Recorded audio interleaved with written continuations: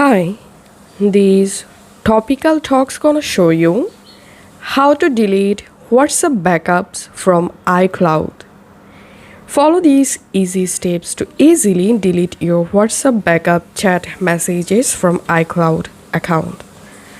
First of all, go to your iPhone settings app and here just tap on your Apple ID. Once you are here, tap on iCloud. And here, tap on iCloud backup. And here you will find all of your iCloud backups. Now just tap on the backup. And here, tap on show all apps. And here you will find WhatsApp.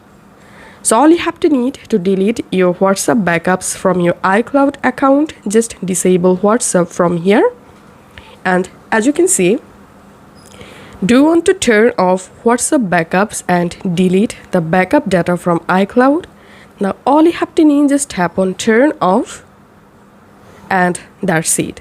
Now all of your WhatsApp backups files has been successfully deleted from your iCloud account. But still your WhatsApp is syncing data to your iCloud account automatically. To turn off auto syncing or auto backups, all you have to need, go to your iPhone settings again and again tap on your Apple ID. And here tap on iCloud. And now tap on show all.